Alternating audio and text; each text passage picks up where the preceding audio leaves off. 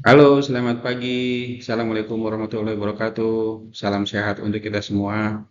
Pagi ini kita akan jumpa terkait kajian kapal kebakaran, yaitu meledaknya dan terbakarnya dumai lain di Pelabuhan Sekupang, Batam, kejadian pada tanggal 8 Juni tahun 2022.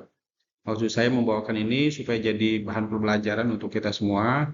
Jangan sampai terjadi pada kapal Anda sekalian. Ya. Jadi dalam hal ini tentu ini berdasarkan aturan daripada Undang-Undang Nomor 17 Tahun 2008 tentang pelayaran. Anda harus perhatikan bahwa di situ terdapat kelautan kapal. Jadi bahwa kapal itu dalam keadaan memenuhi persyaratan keselamatan kapal serta mencegah terjadinya pencemaran perairan dari kapal. Kemudian pengawakan, garis muat, pemuatan, dan tentu termasuk juga kesejahteraan awak kapal. Anda tolong perhatikan juga bahwa di pasal 256 dan 257 Undang-Undang Pelayaran tersebut terdapat bahwa ketika terjadi kecelakaan, ya kecelakaan pelayaran, maka akan diinvestigasi oleh KNKT. Kebetulan saya masih aktif di KNKT, jadi jangan sampai kita jumpa di kapal, ya. Karena kalau kita jumpa di kapal, berarti kapal saudara-saudara mengalami kecelakaan, ya. Jangan sampai demikian.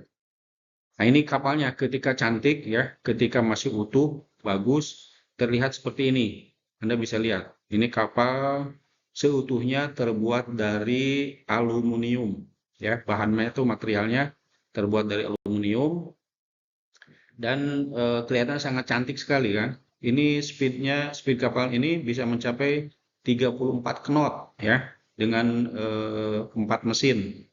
Jadi mesinnya cukup besar, 1800 kali 2 dan ada juga 1200. Jadi dikolaborasikan. Ini dimensi kapalnya. Kapal tersebut memiliki panjang keseluruhan atau length overall 35,72 meter ya dan lain sebagainya. Tonase kotor kapal ini adalah 322 dan net tonnage-nya atau tonase bersihnya 125 ton. Kemudian kapal ini dibangun di PT Cahaya Samudra Shipyard di Batam pada tahun 2014.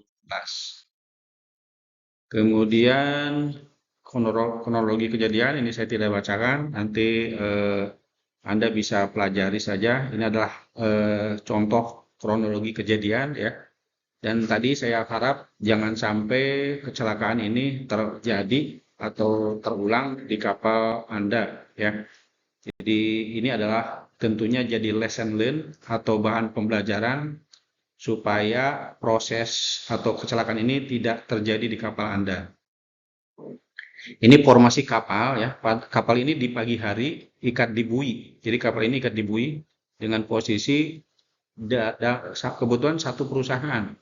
Jadi satu perusahaan itu ada Dumai Line 15, ada Dumai Line 19, ada juga Dumai Line 5 dan Dumai Line 9. Diikat di satu bui ya. Jadi Dumai Line 5 itu terikat di posisi di tengah-tengah, kira-kira demikian. Ini disimulasikannya kira-kira demikian. Lalu di sore hari karena berhubung akan mengambil air tawar, jadi Dumai Line 5 mengambil air tawar, kemudian setelah itu ikat lagi di bui setelah selesai mengambil air tawar.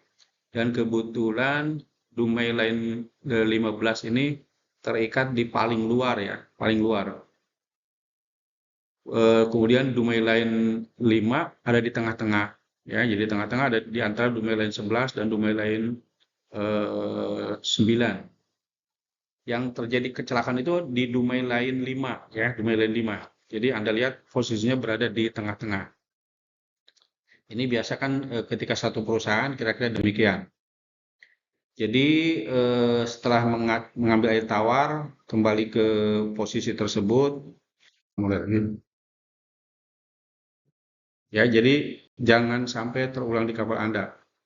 Demikian dari saya, kurang lebihnya saya mohon maaf. Semoga bermanfaat. Salam sehat untuk kita semua dan semoga kita semua terjaga dalam keadaan sehat walafiat. Demikian, Assalamualaikum warahmatullahi wabarakatuh.